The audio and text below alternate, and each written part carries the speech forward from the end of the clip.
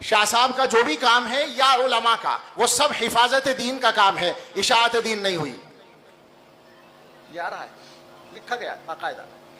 اب یہ ایک مسئلہ ہے اس زمانے میں پیدا ہو رہا ہے.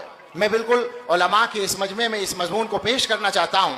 غیر مسلموں کو دین کی دعوت دینا امت کے فرائض میں سے ایک فریضہ ہے، بے شک تسلیم ہے، مگر کیا یہ سب سے بڑا فریضہ ہے؟ کیا مسلمانوں کی تعلیم، تزکیہ اور تربیت کا کام پیچھے چلا جائے گا؟ کیا وہ نمبر 2 پر جائے گا یا نمبر 3 پر جائے گا اور نمبر 1 پر وہ جائے گا؟ سوچیں ذرا. عبس و تولی کا جو شان نزول ہے وہ کیا ہے؟ اپنے لوگوں کی تربیت پر توجہ پر کی پہلے تاکید کی گئی ہے. مسلمانوں کی تربیت نہیں ہوگی تو کیسے وہ دعوت آگے جائے گی؟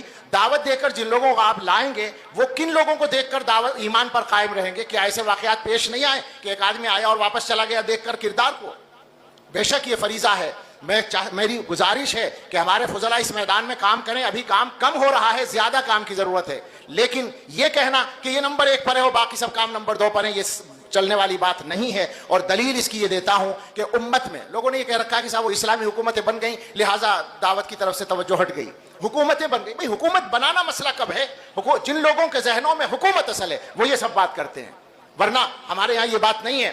صحیح بات یہ ہے کہ 1400 برس میں دور صحابہ کے بعد سے امت کے تمام تابعین، تبع تابعین، ائمہ مجتہدین، فقہاء، محدثین، اولیاء اور مشائخ اور علماء امت نے زیادہ تر اپنی زندگیاں کس کام میں کھپائی ہیں؟